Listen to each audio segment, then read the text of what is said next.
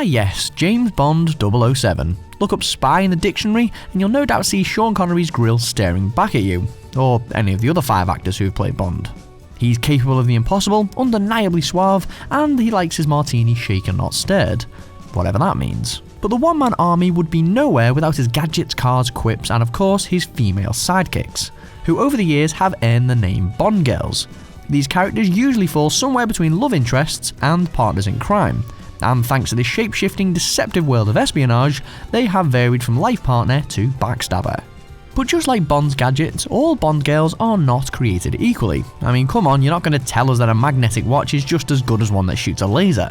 So, from those that are masters of martial arts to those that seemingly don't do much at all, in this video we are going to count down the best of the Bond girls. Welcome to the Binger. And just a side note, we are only considering the main 24 films in the Bond franchise, which means we're excluding Never Say Never Again, the less said about that the better, and the 1967 version of Casino Royale, starring David Niven. We're also only focusing on the key Bond girl in each film, so that excludes all out villains. Sorry, Grace Jones.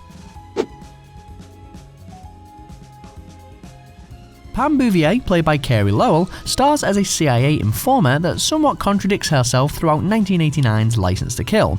On one hand, she's the ultimate gnarly companion, never afraid to get in a scrap and put her life on the line. Heck, she even blows a hole through a wall with a shotgun as a means to escape.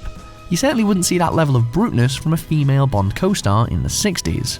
However, unfortunately for her, the scriptwriters seemed a little too eager to throw in some old school, "Hey James, please like me, I feel the need to have to justify myself to you" kind of dialogue. I mean, she goes toe to toe with some seriously terrifying henchmen in this film, which is widely regarded as one of the most violent Bond movies ever made. And yet, some of these daring moments are muted slightly by some weak oxymoronic writing. I mean, there's even another Bond girl featured, Lupe Lamora, that seems to dote on James every second she gets. Does he really need that much attention? On the whole, she's certainly up there with the most capable companions at wielding a weapon, and she would have been higher on this list if she'd have had a stronger foundation to build on. But what are you gonna do? On to more of a damsel in distress performance next, but this is one that doesn't play out as you'd think. At the start, Claudine Auger's Domino Vitale is mourning the death of her brother and is the trapped mistress to the eye-patched, cigar-smoking Emilio Largo, seemingly in need of saving, right?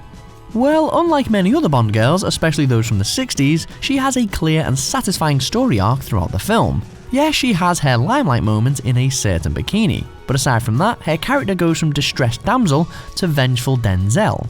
Does that work? Too late, you said it. After discovering her brother was killed by Largo and subsequently turning on him, she ultimately becomes the hero. She harpoons the baddie right in the nick of time, saving James's skin. Not only that, but she has some brilliant heart-to-heart conversations with Connery's Bond, seemingly breaking down the impenetrable wall of the secret agent, something very few have managed to do. Continuing our theme of vengeance is Melina Havelock, who after just moments on screen witnesses her parents cut down by machine gun fire. But unlike the aforementioned Domino, Havelock is a little more direct in her approach to revenge. She proves from the get-go that she's almost, if not just as capable, of looking after herself as Bond is. With her weapon of choice being a crossbow, she bumps off henchman Hector Gonzalez early on in the film, with no problem whatsoever. She also manages to seamlessly blend in with the rest of the rogue troupe in the final siege segment of the film. And although her all-out vengeful character is a little rough around the edges, she still seems at home with Roger Moore's witty, albeit slightly cheesy, James Bond. It almost feels like she could have been a staple of the series, if it wasn't for its revolving door-like nature. Maybe an on-hand ally that could be called to the fore when needed, like a Q for the battlefield. We've also got to give her credit for supplying Bond with one of the most memorable getaway cars, the Citroën 2CV. It's no Aston Martin, but it's, well, yellow. That's something, right? As Pierce Brosnan's first outing as Bond, and following up from the rather graphic License to Kill, there was a feeling that GoldenEye had to deliver on the realism side of things, and bring Bond into the modern era.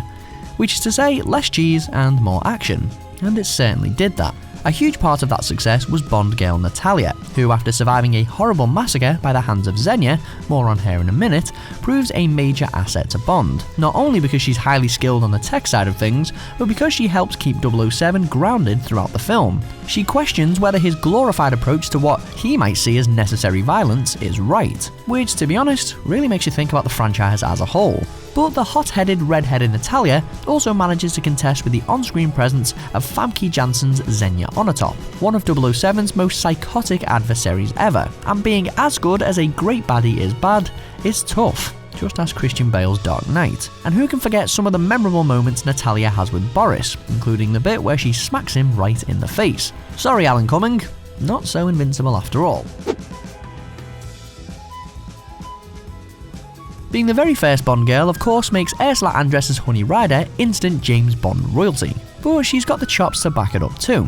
Of course, we're mainly referring to that beach scene. Emerging innocently from the ocean waves, blissfully singing under the mango tree and carrying shells she has collected, as an audience we're instantly hooked. Honey Rider's bikini-clad moment is not just one of the most iconic moments in the entire 007 saga, but also one of the most recognisable and memorable shots in cinematic history. And the fact that she is searching for shells in a forbidden part of the island and pulls a knife on Bond at one point just adds to her momentous appearance. Yes, many others have tried to replicate the emerging from the sea shot throughout the series, even Daniel Craig took a crack at it in Casino Royale, but we didn't hear him singing a song about mangoes, did we? Although Ryder arguably fails to top this moment throughout the rest of the film, she's still given some cool character traits and a rather strange but endearing backstory. She states she learned everything she knows from an encyclopedia, and the fact that she once got revenge on someone with a Black Widow spider. We've seen other spies and henchmen do battle with 007 over the years, but what Anya Amasova gives us is something totally unique. A Bond girl who is also a total equal, only working for the KGB. Like Bond, Amasova, or Agent XXX as she is also known, is suited and booted for tactical espionage. The mission? Retrieve a top-secret microfilm and mow down anyone who gets in her way. Enter Roger Moore. Although the two eventually end up on the same side, sort of, she proves to be just as difficult to handle as Bond is, utilising gadgets and quick wit when necessary. Plus, who can forget the moments when she shows up Bond by correcting him in front of the MI6 and KGB bigwigs. Even when paired up, it's not all as straightforward as it may seem. Amasova doesn't merely take a back seat, she remains a strong, fearless character throughout, and even has Bond shaking in his boots after threatening to take his life. To be fair, she has a point. Bond does admit he was responsible for the demise of her lover. Awkward.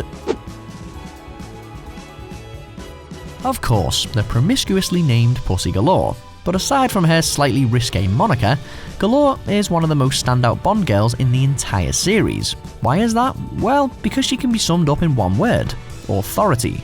Not only does she head up her own fleet of pilots, she's also the personal pilot of the film's key baddie, Auric Goldfinger, and seemingly has soldiers hanging on her every word. Even Goldfinger seems to tiptoe around her somewhat, afraid she might put him in his place if he steps out of line. When she's on screen with Bond, you're seriously unsure which way the conversation's gonna go. Will 007 get away with one of his sardonic remarks, or will Galore shut him down? She also proves to be a match for Bond physically, throwing him to the ground with her judo moves, and at several different points in the film having him bested at the end of a gun barrel. It's rare to see a female character demand and receive such respect in any of the Bond films, but Honor Blackman does it effortlessly. Arguably the most masterful fighter in the entire Bond girl catalogue, Wei Lin displays the same tenacity as Bond, and then some. Establishing her unshakable character through formidable physical displays, Wei Lin is one of the most independent Bond girls of the franchise, and she frequently sidelines Bond because, well, she can do things for herself. She even refuses his romantic advances several times, which is rare for the practically irresistible 007. Whether it's taking on several goons at once or staring fearlessly down the barrel of a loaded gun, she proves to be a match for pretty much anyone on screen, but she doesn't feel a need to say it out loud. She also shows us she can be subtle, showing off her undercover skills and posing as a reporter. 007 could learn a few things from her, since he sticks out more than a reverend at a rave when he's supposedly undercover. Aside from Wei Lin's involvement in the plot, it's a delight to get excited about a female hero on screen who you know can floor anyone who gets in her way. Seriously, was Bond even needed in this film? She looks like she's got things under control. Next is a relationship that is, in our opinion, the most complicated Bond has ever had. Trading in the usual linear trajectory of a Bond girl for one filled with doubt and betrayal, we're never quite sure whether we can trust Vesper, or if we even like her, and Bond is in a similar position. Certainly a more layered, nay realistic Bond girl, the relationship between her and James is arguably never matched for authenticity. Will they? Won't they? Do they? Don't they? It's one filled with clear emotion. And it's Eva Green's portrayal of Vesper that makes James Bond look more normal and vulnerable than ever before. It feels just as much like a love story as it is an action thriller, and that tone gels incredibly well with the overall realism of Daniel Craig's tenure as Bond. We believe Bond and Vesper could be in love with one another, and as an audience, we don't want to see either of them hurt, either physically or emotionally. From heart-wrenching emotion to more of the same next, On Her Majesty's Secret Service saw Bond wed for the first time, and so far the only time. George Lazenby's only outing as Bond saw him courting Tracy Draco, as the relentless secret agent has done many times before. Only this time, something was different. While she's not the most obvious mission-ready companion for Bond, she always seems to be on hand when he needs her most. She has no formal combat training, and yet has no hesitations about getting into a fight. Wife material if we've ever seen it. She seemingly appears out of nowhere to rescue James from the dastardly Blofeld and even escorts him to safety behind the wheel of a getaway car. But it's her sophistication and self-awareness that makes her stand out too. And of course, just moments after marrying James, she is gunned down. It makes for arguably the saddest moment in 007 history. Even more proof that she really was someone special. So what do you think of our countdown of the best Bond girls? Are there any we missed? Be sure to let us know in the comments, and don't forget to like this video and subscribe to The Binger for more awesome videos like this.